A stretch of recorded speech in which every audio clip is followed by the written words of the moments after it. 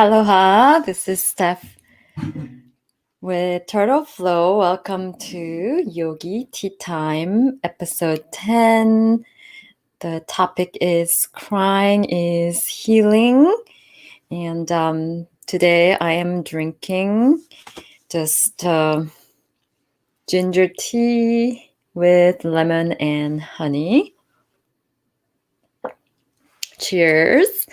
So I've mentioned before that I drink this a lot during the winter season, whenever it's a cold flu season, just to keep my immune system up, digestion well.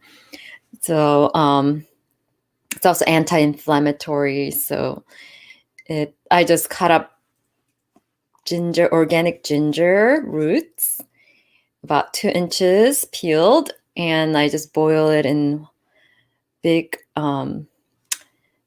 teapot and just boil it for about 10 minutes. And then I squeeze lemon, and sometimes I put honey, and sometimes I just drink it without any sweetener. So let me know in the meantime where you're tuning in from. Please feel free to say hello in the chat. And please let me know what your favorite tea is or what tea you're drinking. If you're drinking coffee, that's also perfectly acceptable. And if you're watching this on replay, also feel free to write down your favorite tea or what cup of tea or coffee you're joining this conversation with. And I encourage you to just interact in the comments if you're watching this on the replay, so you still feel this sense of community. If you're watching it live, definitely use the live chat box to say hello and feel free to interact. So I'm going to be presenting the information on the topic, but please feel free to interject and let me know any thoughts or any experience that you would like to share.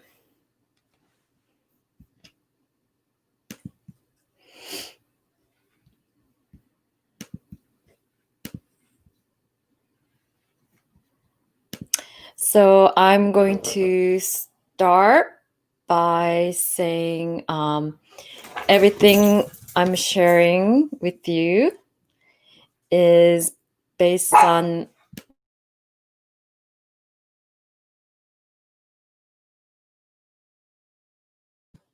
hold on.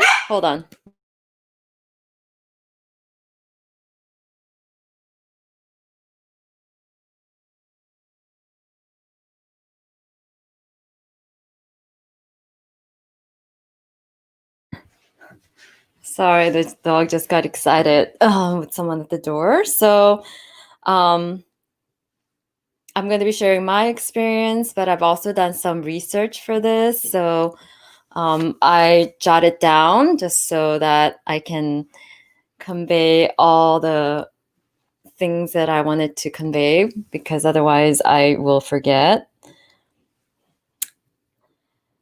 So for us empaths, I think most of us cry pretty easily, but empaths make a very small portion of the population, and majority of the populations, it's been a taboo, especially for men, to cry, and we're so conditioned to not cry, not show emotions, and it's shown as being weak.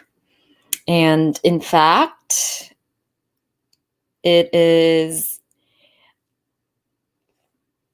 a form of purification. It also allows you to be vulnerable and authentic, so you can create pure, authentic intimacy and connection with people.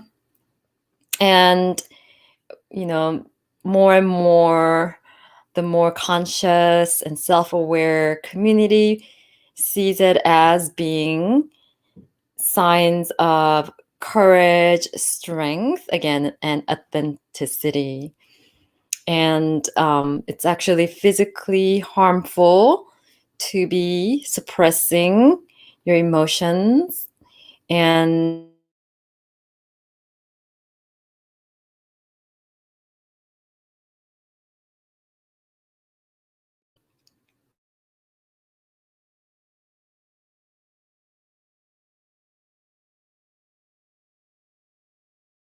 sorry, my internet.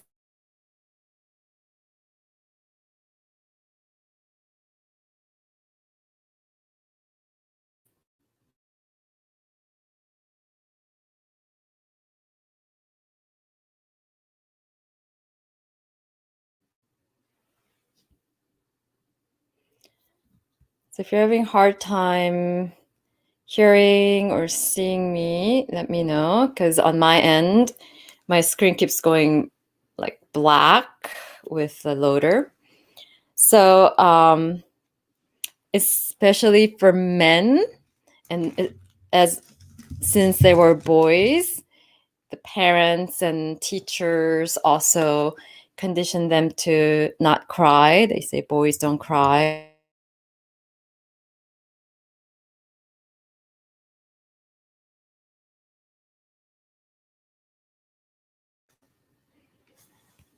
I'm gonna turn off the sticker for now. Okay. And there are 3 types of tears, so I will go over more on a chemical makeup of tear, the physical makeup of tears. So when we cry, authentic crying, and by the way, I did the laughter yoga episode for episode 8, which was about a month ago. So this is kind of like the opposite, laughter and cry are the 2 opposites. So I wanted to do the crying to kind of complement that episode. And in that episode,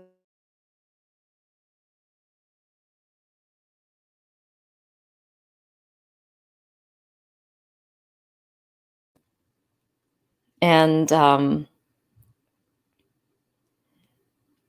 but the physical makeup of tears are very different. So there are 3 types of tears.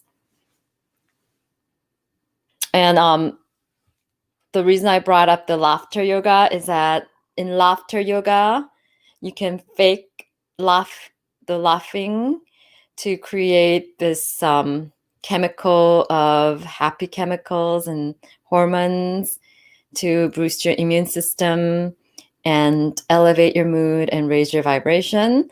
But with tears, you can't fake crying. That's not going to help. So when you're laughing, you can fake laugh to improve your health. But with crying, you can't fake it. And actually, most will actually suppress from wanting to cry. So it's actually encouraged that you allow yourself to cry instead of suppressing. But the fake crying it's not possible, and you're not going to get any benefit from it. So the 3 types of tears. One is reflex tear, that's number 1. And reflex tear, it's the natural tear that comes just from blinking, or if something gets in your eye to cleanse and protect your eyes from irritants. It's also the tear that comes out when you slice onions. And that's pretty much made of 98% of water. And most tears are salt water. It contains salt. That's why when you get those saline solution, when you have dry eyes, it has some little bit of salt in it to imitate the natural tears that we have in our body. Number second type of tear is continuous, and it's produced regularly to lubricate the eyes by producing producing an enzyme called lysozyme, which is antibacterial, and it's connected to the tear ducts are connected to the nose, so it also keeps your nose moist and bacteria free. And the third types of tear, which is what we'll be focusing on for this yogi tea time. Again, this is just a way to relax and get some self-care information and share our thoughts with like-minded people in a supported space. So emotional tear, it contains stress hormones and toxics that get excreted. So it stimulates endorphins, which are the natural painkiller feel-good hormones from our body, and oxytocin, which increases empathy and compassion. And this was discovered by the studies done by Dr. William Fay. So the physical detoxification happens from crying, as I mentioned. Emotional tears also heal the heart, and it induces parasympathetic nervous system. So it allows your state of being to be in a calm state. Heart rate and breathing slows down, and your body goes into self-healing mode. So you could also improve your immune system.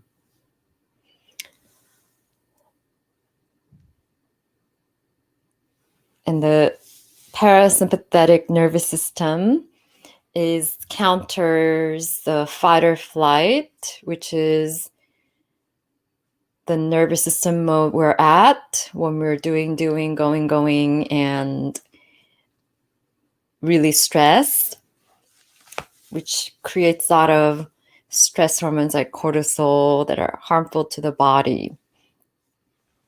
So this offsets that. Tears are also very helpful for processing grief and allows yourself to maintain open heart, process the loss, and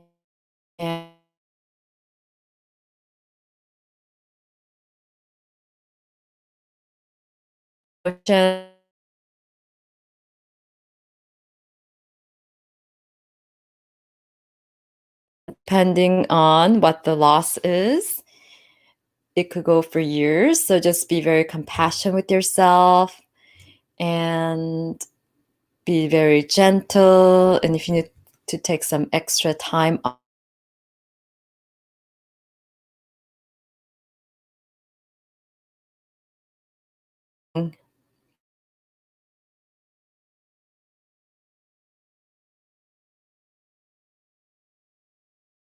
situation, with most people, people get uncomfortable when you cry around them, and a lot of people get embarrassed by crying. So it's a taboo that we need to release and let go. and make that paradigm shift and be more self-aware. Doesn't mean you want to go around and dump your emotion on everybody and express your emotion. You want to do it in a more mindful, conscious way. So it's all about self-awareness, having these mindfulness practices, knowing when to cultivate this self-care time to process these emotions in a healthy way, knowing how long to take the time, and also just giving yourself that permission. And if you have someone that are willing to listen, it's nice to have that shoulder to cry on. But, you can do that just being alone. And it's important to just give that space and time to do so. So that way you don't just cry randomly. So the more you allow yourself to process, set time to process, then you won't have less embarrassing moments where you just start bursting out in tears uncontrollably out of nowhere. It could still happen when you're going through a grief process, but you want to reduce that, or just dumping it on people, anybody around. And it could also release anxiety and frustration. And a lot of times when you're not allowing yourself to cry, a lot of times it gets displaced as anger or violence. So some people get angry and violent. It's because they're sad or they want to cry, but they've been suppressing, and that's the only emotion that they're safe to express. So and anger actually produces more harmful hormones in your body and increases like blood pressure and things like that. So it's actually better to honor and be true to what emotion you're feeling and express the right emotion according to what's going on.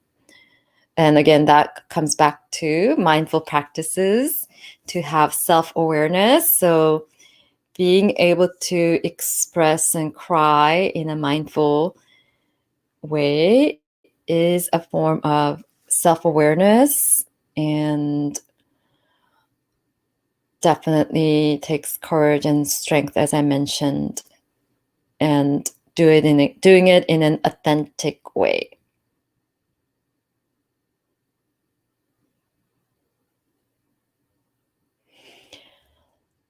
So you can, as I've mentioned, you could also have tears of joy, such as like when you're at a wedding. I don't know about you, but when I'm at a wedding of someone that I really care about, I oftentimes cry. And I'm someone that's not very uncomfortable crying. I've always just let myself cry whenever I need.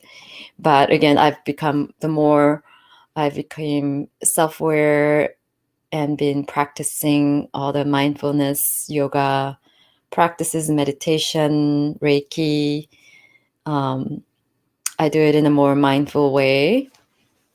But definitely like at weddings, birth of a child, gratitude, when your heart is filled with gratitude or you're just touched by something that someone did that's overwhelmingly grateful, oftentimes you will see tears of joy in people.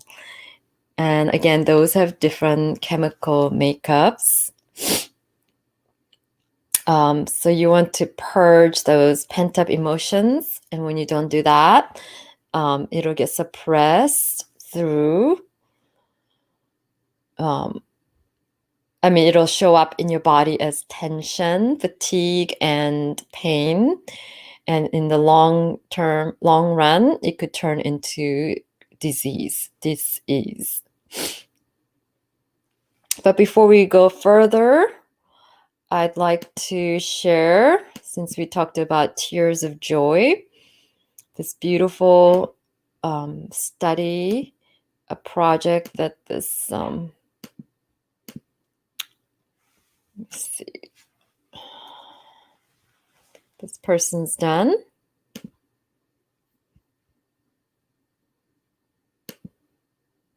Oh, that's not the one. Sorry. Share the wrong screen.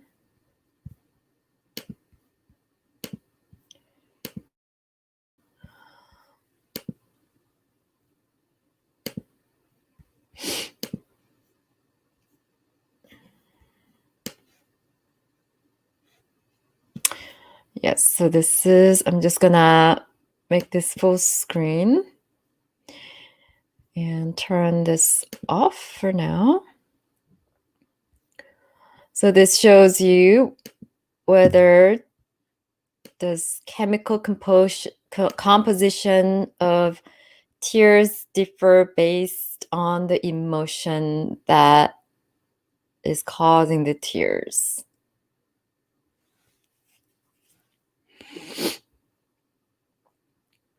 Emotion tears definitely have a different chemical composition from tears that are caused by irritation and have more protein-based hormones. As I mentioned, like endorphins and oxytocin. But the most interesting part I wanted to share is this project called Typography of Tears. And this kind of reminds me of that Dr. Emoto study with water. And depending on the type of type of word that was used. So when you use like word like gratitude, love, it would form a perfect snowflake shape. And then when there's words of anger that's expressed in terms of frequency, it changes the shape of the water once it's frozen and seen under a microscope in a very destructive pattern instead of that perfect snowflake shape. So this kind of reminds me of that Dr. Emoto's water study. But this is done by Rosalind Fisher, Typography of Tears. And this one is Tears of Laughing. So this is a tear that comes from laughing. This is Tears of Change. So these patterns are really interesting. Tears of Grief. And I'm just sharing my browser from this website, Quora.com. Onion tears and basil tears. Tears of possibility and hope. Tears of remembrance. So she has a whole bunch. Again, the name is Rosalind Fisher.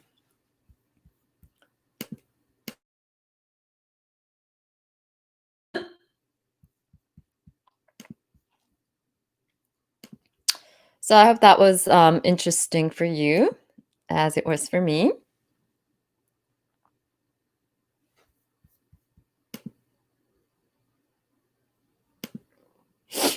Okay, so let me bring my banner back up.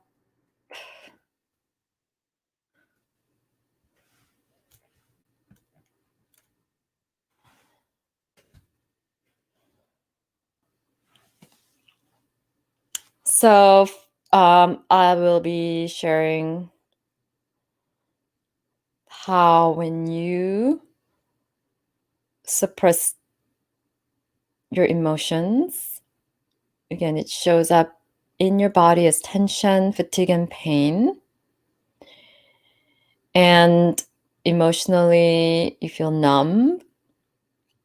A lot of times numb people out. And oftentimes people also use distractions to numb their emotions out so they don't have to feel it and don't give the space to cry, which is very unhealthy for you because it shows up it'll show up as tension, fatigue, pain, and disease. And the longer you just let it go without processing, over long term, it could turn into more chronic illnesses. It's always, if you're always having TV on, radio on, some people do it through food, drug, alcohol, although sometimes when people drink alcohol, it allows them to cry and let go of their inhibition, but it's still like done in a more distracting way. And these are all things to numb out your emotions. And silence actually creates space for you to feel and process, which is why a lot of people are very uncomfortable in silence. So the more you learn to embrace silence, the more you'll be able to mindfully process these emotions in a healthy, safe space and increase that self-aware authenticity and be able to decipher and be very true to your own emotions. So authenticity is not just about being authentic with others, but also with yourself. And just giving yourself that space and time to do so. As I've mentioned, I'm mentioning this a lot of times like a broken record because it's a really important message that I really want to convey through this. And again, some people have it easier feeling comfortable expressing the feelings. Others are very uncomfortable, even when they're by themselves. So this is not, again, about dumping it on people around you and just spewing whatever emotions to anyone that's around. You want to do it in a more conscious, mindful way, in a safe space. But being mindful that you need that time and space to do so. And that's a regular exercise is very important.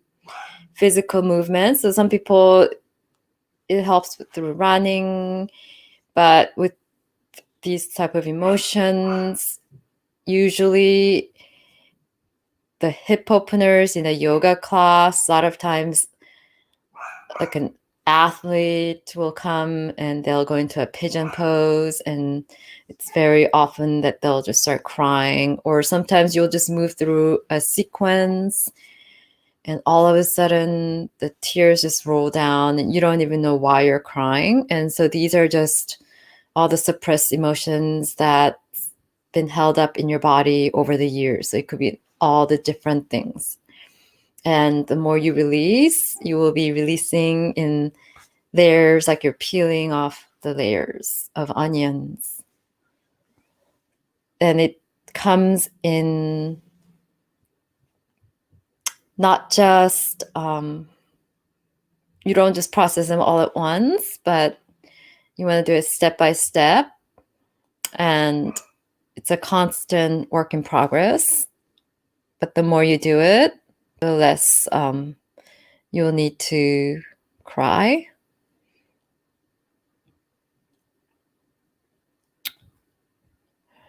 So I'm just going to share some of my experiences. So again, I mentioned that I don't really have problem crying. So I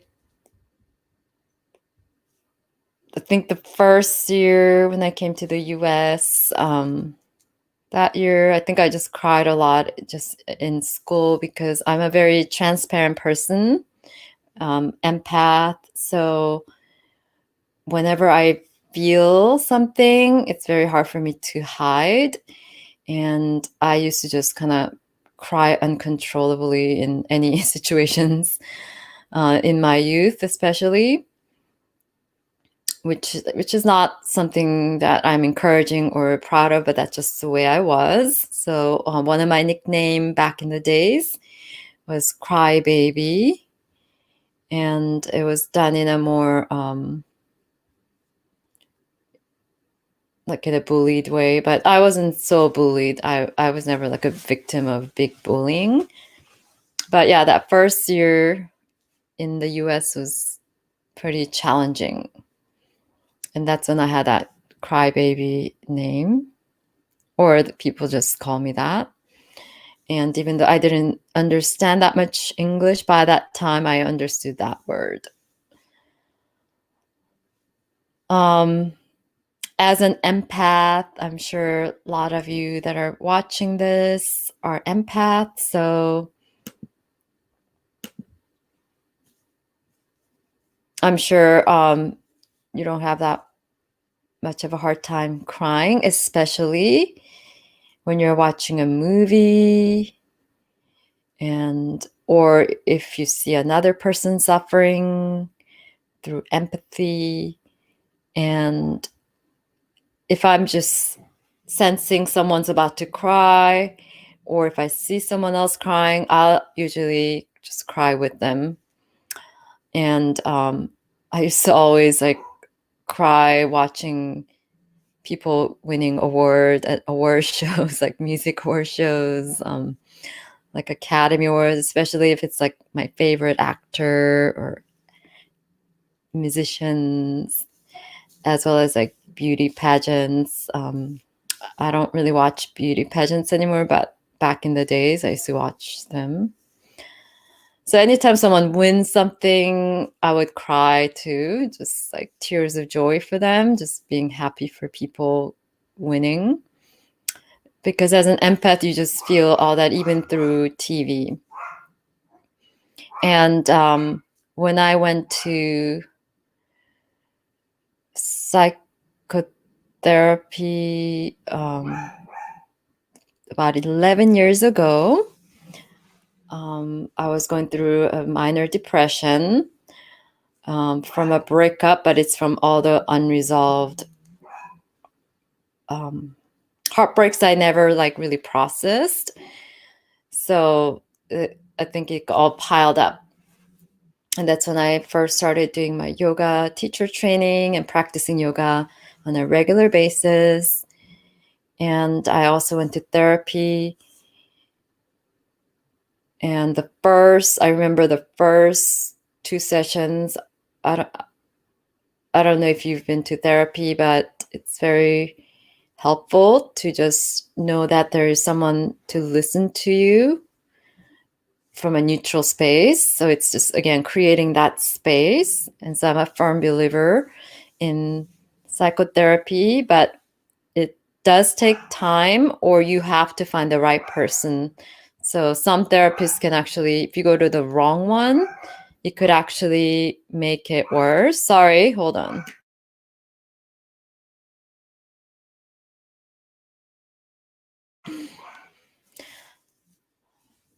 So if you go find a wrong therapist, it could actually make things worse for you. So you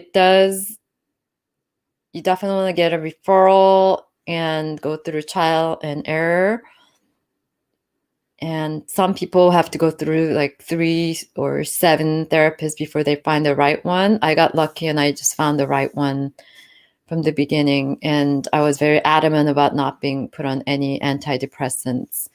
And she was very respectful. And she really taught me how to set boundaries, which was a very important lesson, especially if you watch my empath episode. Empaths have a hard time with boundaries, and that's one of the first lessons you really need to learn. So I learned a lot, but I just remember the first 2-3 sessions, just having that space and knowing, it just gave me this sense of relief and sense of safety. So even though I don't suppress tears that much, but I've been suppressing my true hurt feelings that I didn't process. So I would just cry the first 2-3 sessions. I just cried. I don't think I even spoke much. I just cried my eyes out the whole hour. And then I did it again, I think for the first 2-3 sessions before I could even say anything or talk about anything. So that could happen. And I highly recommend, if you're going through something, beyond just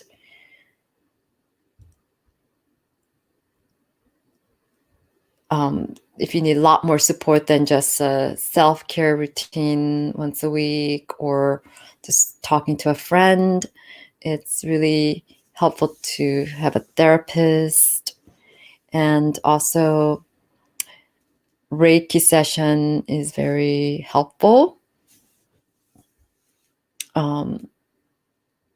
So every attunement that I've received, and this wasn't sad cry, but it's more of just releasing. It's more like shedding of the old to like go to that next level and connecting to that spiritual world. And that knowledge and process always really touched me at the heart center and expanded my heart.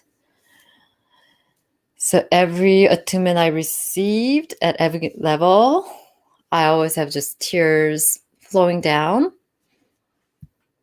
And I think I'm pretty much the only one who's cried at my Reiki. Hi, Rachel. How are you? I'm almost at the end again, but I'm definitely glad you're here. Are you all settled in at your new place?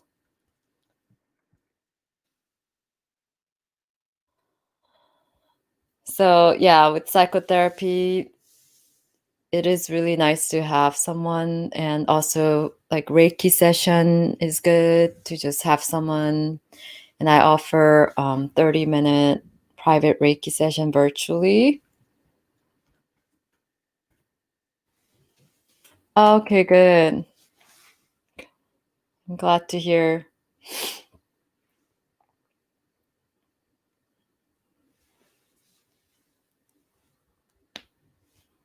I'm so excited for you, for your new place. So I'll be sending you a lot of positive, good energy for your new chapter and your new place. Yeah, so at every Reiki attunement, I'm only usually the only one crying, but I just have like tears rolling down. And again, I don't have any problems. I don't get embarrassed. But in those situations, it's okay. You just want to be going around and dumping it on people, especially at work. And I used to have a hard time, like if something was going on in my personal life and I was sad about something, but I didn't want to call in sick, I would go to work and I'll just start crying. And that's when I was like in my 20s. So I think most people that are around me are kind of used to it, especially me being an empath. And I've always definitely been called like, you're too sensitive. But it's more healthier than people who don't express and numb their emotions, especially if you need to cry. Sometimes if you feel like you can't cry, it's good to like watch a sad movies, certain movies, maybe you might get a good cry out of. So those can be very healthy too, even though it's a little bit of a distraction method. It's still better than not crying.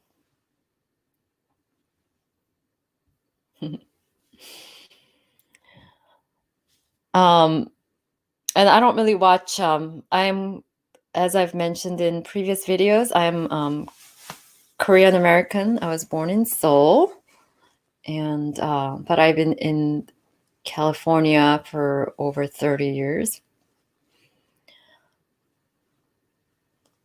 And I don't really watch like Korean dramas, but during this quarantine, I do confess that I have been watching a little more TV than I normally would. And for some reason on Netflix, they have so many Korean dramas on there that I've never heard of. It's not the type that my mom watches. I don't watch the ones that my mom watches. But there's this one Korean drama I found on Netflix that me and my sister really got into, and it's called The Record of Youth. And that one definitely has a really good cry of a man. So the men in these Korean dramas, they really know how to express emotions, and they'll go into like the hard cry. So it was kind of refreshing to watch that. Um, I've lived in California pretty much all my life, so it's pretty much all I know. And I've tried to go to New York, and it never works. Something always like keeps me here. And the only time I actually tried to escape was in 2002. I moved to Miami, and I really made a intention of moving there permanently and just completely starting a new life there. That's as far as I went as to going East Coast, which is not really much like a East Coast.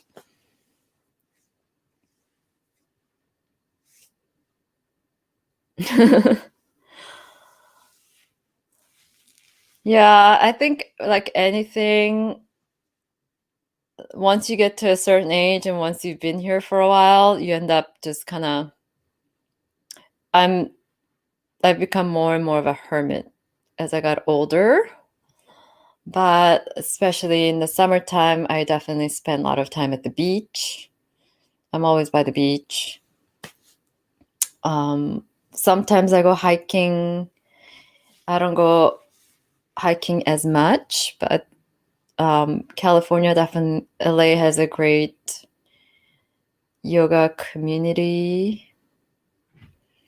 And I did love living in Miami. I was never home when I was in Miami, but that's because everything was new and I was only there for 9 months. And I ended up coming right back after 9 months. But I got to drive across the country twice, all across Highway 10.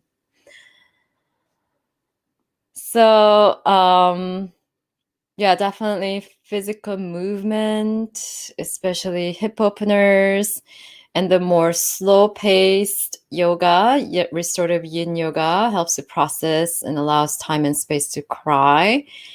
And in yoga, the teachers normally holds a really safe space and it's encouraged, and it's kind of given that a lot of people, especially the ones that haven't been able to express their emotions, will cry during a yoga class. Like I said, sometimes you don't know what you're crying about and the tears just roll down because you're releasing tensions that are stored, emotional tensions stored in the body and the joints. And it also releases, yoga works also on the mental and emotional body, all the different layers of the koshas and spiritual. So the information I shared today is pretty much my own, my personal information, as well as I did some research on that Quora.com page that I shared, Quora, and Psychology Today. Those are the two resources that I used. So I hope that was helpful. If you have any questions, if you're watching on the replay, feel free to write in the comments.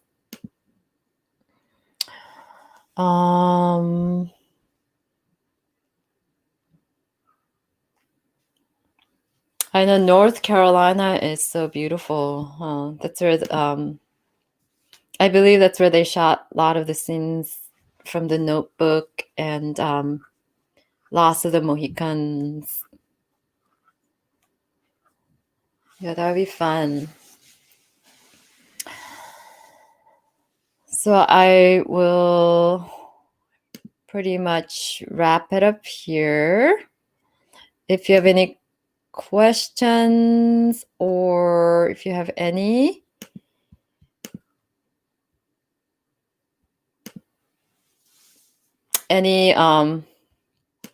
information in terms of crying you want to share, feel free to type in the comments or the live chat.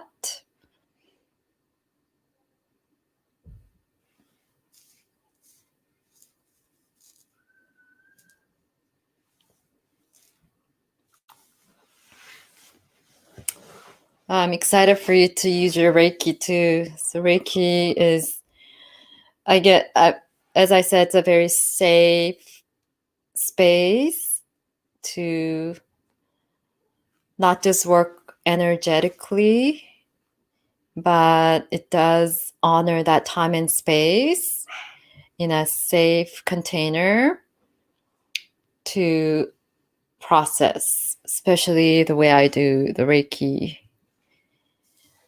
So if you're called to, feel free to book a session. I do a 30-minute private virtual session, so it's safe. And the beauty of Reiki is that it works via distance, time and space, just as effectively. And the link to book is in the description, as well as I'll put it in the comments once the video is back up. And if you want to watch this on replay, feel free to go into the playlist for Yogi Tea Time, because for some reason mine takes about like 5 hours for it to show up in the uploads. So I hope you have a wonderful rest of your week. This month is the last month of 2020. So just congratulations for making it this far. And I know the lunar eclipse that we just had, that was a pretty intense energy. So I had a pretty intense headache before because the portal opened a few days before. And then this whole week, I've been taking a lot more time resting, and my energy's been a little bit lower. So it's just honoring the process. So, but just be very gentle with yourself, compassionate with yourself, and take the time. Again, take a bath if that's your thing. And the more you get quiet and get still and honor the silence, you get to really hear what your body needs, what your true emotions are, and what needs to be processed, what needs to be healed, what needs to be let go. And if you need additional support, then you can either seek out a friend or just take the time alone to process, journal. Journaling is always good. Even if you're crying, afterwards you can journal about it to see what you want to let go. And then you'll feel really relieved, lighter, but you want to do it everything in moderation. So over crying all the time is also not good. So that means you need more of a professional help and get to a point where you can just manage and control, and you are the own boss over your emotions, and that it's not ruling you. And once you're able to do that, then that's when you can really find the true, authentic joy. So the joy comes from that authentic space, and you will feel lighter from a deeper space, and more energy to do things, more vibrant, tension free. So you can just go into this holiday season with a lot of joy. And I also picked this topic because I know a lot of people feel sad and get depressed during the holiday season. And if that's you, I'm sending extra love, extra support. But I'm wishing you authentic joy, abundance, and peace, health, safety during this December. And we have a lot of very strong energies coming up. So we have the 12/12 portal coming up on December 12th. I believe the 14th is the full solar eclipse, new moon in Sagittarius. And then December 21st is the winter solstice. And then there's this big convergence between Saturn and I believe either Jupiter or Pluto. I forgot off the top of my head. So I know there's some big conversions happening around that time. So I'll definitely be either uploading a video through premiering so I can chat with you live on the chat. And I will definitely do some live Reiki, distance Reiki, probably more Yoga Nidra. And I will schedule those a lot more ahead of time than usual so that you know exactly when those will be. So please be sure to subscribe. And then please like and share this video with anybody that you think would benefit. If you're on Instagram, you can also follow me at Turtle Flow Yoga. And if you ever want to be my guest panel, you can sign up on my email list, turtleflowyoga.com. And then email me to let me know if you see a subject that you feel like you can contribute to and come on as my guest panel.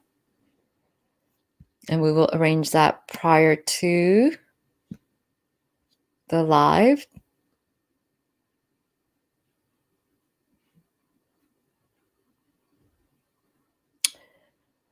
Yep. So, and then you'll be notified of my Zoom classes and just be part of my VIP. So thank you so much. Have a wonderful rest of your Thursday. And have a great evening, Rachel. Wishing you a great rest of your week. And go within and find your inner sparkle. Thank you. Namaste.